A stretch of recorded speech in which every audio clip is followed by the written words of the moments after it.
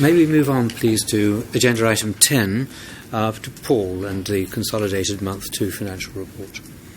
Thank you, Malcolm. So I don't want to be remotely competitive, but I would point out that my report is even shorter. But that's probably got more to do with the fact that at this stage of the year there is relatively little to report than any great ability on my part to write succinct reports. So I can't promise to keep them quite as short as that as the year goes by.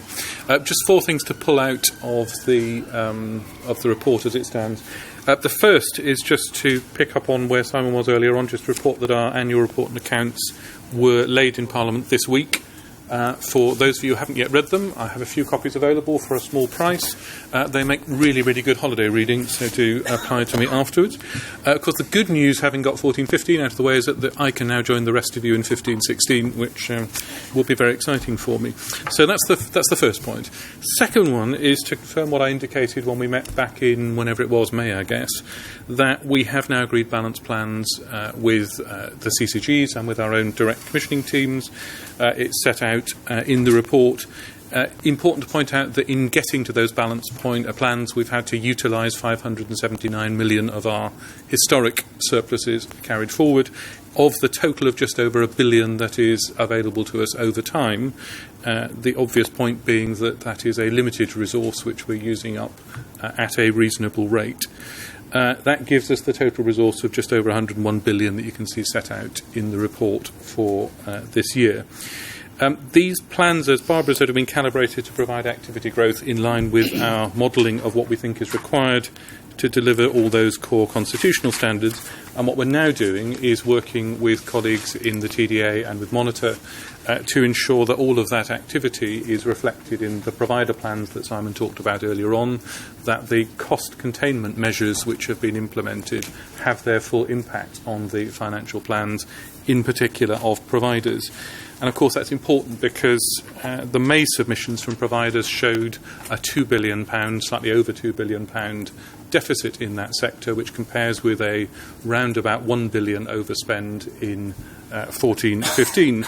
And it's really important that we get that level of overspend back at the very worst to the same as it was in 14-15, if not better than that, because there really isn't the non-recurrent resource anywhere to cope with a bigger with a bigger level of deficit in that sector than there was last year. So it's a big undertaking that we're fully engaged with, and I would want to reassure the board that we're playing our full part in making all of that possible, challenging as it is. Thirdly, having got to balance plans, that's great. There is the small matter of delivering against them. The right-hand side of my report sets out the financial position as at month 2.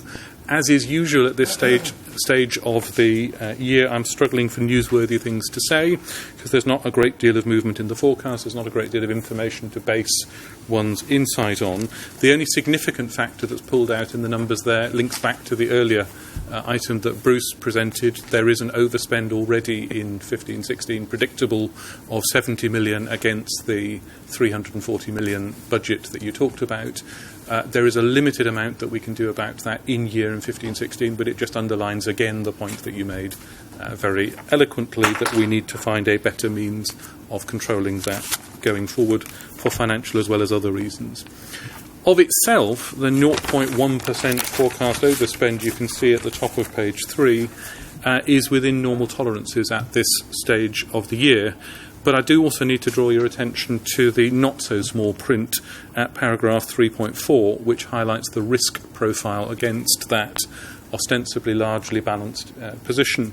As you know, we've been reviewing that with the relevant board committees on a regular basis, but when we look at the net risk profile that comes up from CCGs and direct commissioning units, and when we superimpose a few national issues that we talk about, without mitigation that would significantly increase the level of overspend, I should say, that is in the forecast.